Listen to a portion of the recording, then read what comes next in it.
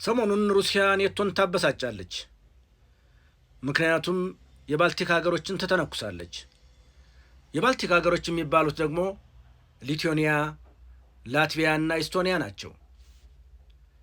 እነዚህ ሀገሮች በቀጥታ ከሩሲያ ጋር ይጎራበታሉ። ሁለተኛም ሶስቱም ሀገሮች የሶቪየት ህብረት አካሎች ነበሩና ከሩሲያ ጋር ረጅም ጊዜ ይኖረዋል።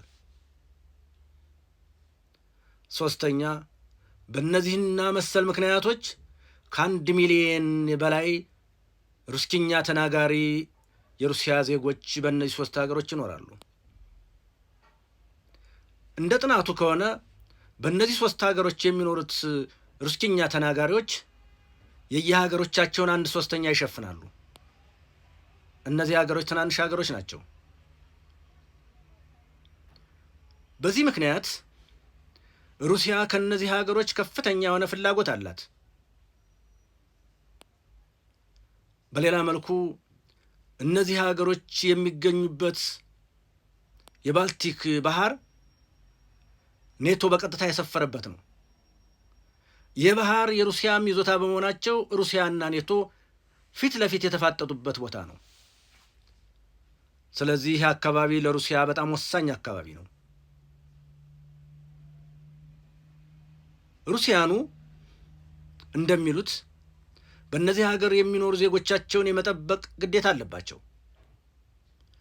እንዲያውም ሩሲያኑ እንደሚሉት የሩሲያ ወታደር የረገጠበት መሬት ሁሉ የሩሲያ አካል ነው ይላሉ። ስለዚህ እነዚህን ሀገሮች እንደ ሀገር ሳይሆን እንደነሱ አካል ነው የሚመለከቷቸው።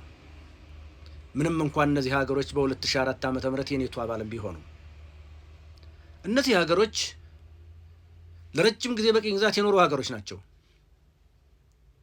ሊቱዌኒያ በሩሲያ፣ ላትቪያ በጀርመን፣ ኢስቶኒያ ደግሞ በሌሎች አጎራባች ሀገሮቻቸው ለ123 ዓመት በላይ በቅኝ ግዛት ኖረዋል። እነዚህ ሀገሮች ነፃ የወጡት አንደኛ ዓለም ጦርነት ከተጠናቀቀ በኋላ በ1918 ዓ.ም ነው። ግን ሀገሮቹ ነፃነታቸውን ጠብቀው መኖር አልቻሉም። ሁለተኛው የዓለም ጦርነት ሲጀመር እንደገና ነፃነታቸው ተገፈፈ። ቀጥለን እንመለከተዋለን። በሁለተኛው ዓለም ጦርነት ድራር ሶቪየት ህብረትና ናዚ ጀርመን ምስጢራዊ ስምምነት አደረጉ። ይህ ምስጢራዊ ስምምነት የተደረገው ሞስኮ ከተማ ክሬምሊን ውስጥ ነው። ስምምነቱ በነሐሴ 23 እስከ 24